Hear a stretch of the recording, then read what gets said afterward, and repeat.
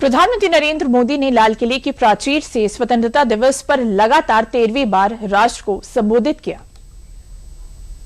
मेरे प्यारे देशवासियों, आज हम सब 80वां स्वतंत्रता दिवस मना रहे हैं। आज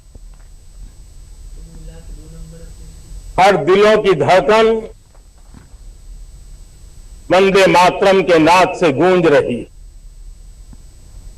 आज हर घर तिरंगा है, हर मन तिरंगा है। देश आज उन महान सपूतों का पुण्य स्मरण करती है जिन्होंने देश की आजादी के लिए त्याग बलिदान की पराकाष्ठा की। अपने त्याग और बलिदान से आजादी के एकमात्र लक्ष्य को लेकर के अपनी पूरी जिंदगी खपा दी।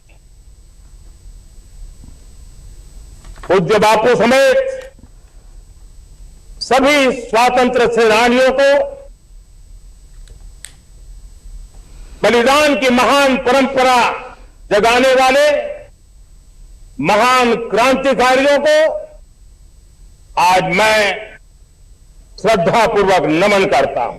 हमें नई धारा चाहिए। आज लाल किले की प्राचीर से मैं देश के सामने शक्ति की सप्त धारा का आवाहन करता हूं। आने वाले 5-7 साल में जो पिछले 5-7 दशक में नहीं हुआ, वो सप्त धारा के सामर्थ्य से, शक्ति से हम देश को नई ऊंचाई, नई गति देंगे और नए लक्ष्यों को पार करने वाला सामर्थ्य देंगे। और इसके साथ साथ देश की युवा शक्ति का सामर्थ्य का भरपूर राष्ट्र निर्माण में उपयोग होगा। उनकी शक्ति जोड़ी जाएगी। यही हमारा ग्लोबल ब्रांड वैल्यू बनेगा। मेरे प्यारे देशवासियों, इस सप्तधारा की दूसरी शक्ति है कृषि और फूड प्रोडक्शन, फूड प्रोसेसिंग। हमें इस दिशा में आगे बढ़ना होगा। हमारे किसानों ने अब दुनिया के बाजार खुल चुके हैं। एफपीओ के कारण हमें एक बहुत बड़ा मार्केट मिल रहा है। हमें वहां पहुंचना है, हमें उस जगह को हाथ लगाना है।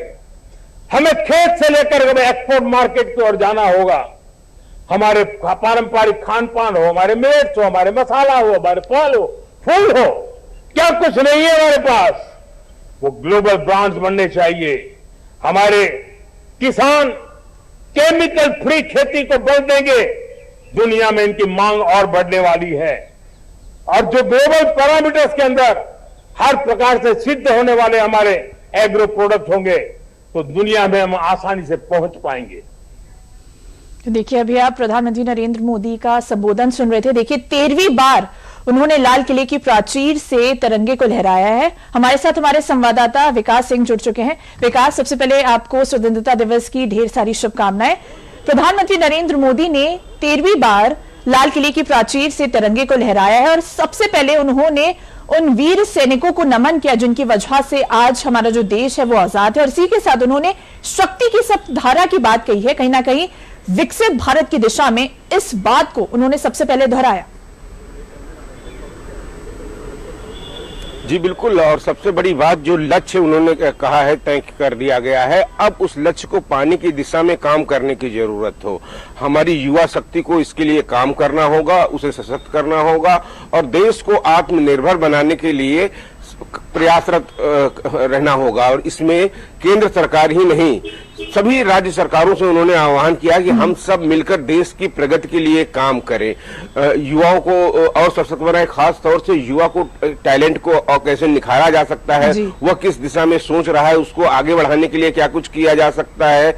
तो ये सारी महत्वपूर्ण बातें उन्होंने कही हैं। और सबसे बड़ी बात है कि आज स्वतंत्रता दिवस के अवसर पर लाल किले की प्राचीर से प्रधानमंत्री जब आह्वान करते हैं तो पूरा देश उनके साथ खड़ा होता है, क्योंकि पीएम पीएम मोदी की जो भी बात होती है, जो भी वो कहते हैं, वो एक जन आंदोलन बन जाता है। देश ने देखा पिछले 12 वर्षों में, और कुछ इसी तरह आज भी उन्होंने बात देश को सशक्त करने की बात कही है और सप्तधारा के साथ मिलकर आगे बढ़ने की बात कही है, क्योंकि हमें ये संकल्प लिया है कि हम विकसित राष्ट्र बनेंगे और इसके लिए जो संभव प्रयास करने होंगे वह हर व्यक्ति को करना होगा, और खास तौर से हमारे युवाओं के कंधे पर ये सबसे बड़ी जिम्मेदारी है, उन्हें यह निर्वहन करना होगा। इसलिए युवाओं को इसके लिए सशक्त बनाने के लिए सरकारों को भी काम करना होगा। जी बिल्कुल विकास जी, और उन्होंने साफ तौर पर, प्रधानमंत्री नरेंद्र मोदी ने साफ तौर पर यह कहा है कि विकसित भारत का जो लक्ष्य है वो अधूरा नहीं रह सकता, और इसी के तहत युवाओं पर उन्होंने सबसे ज्यादा फोकस किया। और इस अपने संबोधन में उन्होंने ये भी कहा है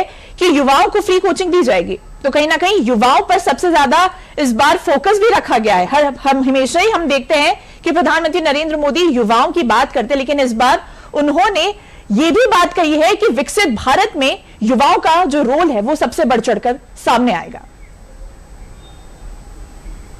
देखिए, बिल्कुल युवाओं की ही भूमिका होगी, क्योंकि विकसित भारत का लक्ष्य है 2043 तक हमको विकसित राष्ट्र बनना है, और ऐसे में आज से इन 20 सालों में सबसे ज्यादा जिम्मेदारी युवाओं की होगी, क्योंकि जो आज तैयारी कर रहे हैं, जो आज पढ़ाई कर रहे हैं, जो आज मेहनत कर रहे हैं, उनके कंधों पे जिम्मेदारी होगी कि अगले 20 सालों में देश को उस दिशा में ले जाना होगा। तो ऐसे में अगर फ्री कोचिंग की जो बात कही है, एक मध्यम और गरीब वर्ग के लोग जो छात्र हैं उनको बड़ा इससे बेनिफिट मिलेगा, क्योंकि तमाम सारी प्रतियोगी परीक्षाएं होती हैं। हम देखते हैं कि तैयारी करने के लिए छात्रों को बड़े बड़े शहर जाते हैं, वहां पर तैयारी करते हैं। ऐसे में अगर उनको खुद ही जहां पर वो निवास करते हैं ऐसी वहां पर गाइडलाइन मिल जाती है, परीक्षा की तैयारी हो जाती है, कोचिंग मिल जाती है, तो उनकी पढ़ाई और मजबूती से हो जाएगी और मेंटली वो और ज्यादा मजबूत होंगे, सशक्त होंगे। और जब वो अध्ययनरत रहेंगे और अच्छी पढ़ाई उनको मिलेगी, तो बिल्कुल है कि इस देश का युवा आगे बढ़ेगा, देश के निर्माण में अपना योगदान देगा। और जब तक युवा देश के निर्माण में अपना योगदान नहीं होगा तो कैसे बढ़ सकता है भारत। तो ये शहर से लेकर ग्रामीण अंचल तक के हर युवा की जिम्मेदारी है कि वो खुद मजबूत बने और देश को मजबूत करे। बिल्कुल, युवाओं की भागीदारी पर बढ़ चढ़ कर फोकस भी किया जा रहा है, और प्रधानमंत्री नरेंद्र मोदी ने अपने संबोधन में ये बात भी कही है।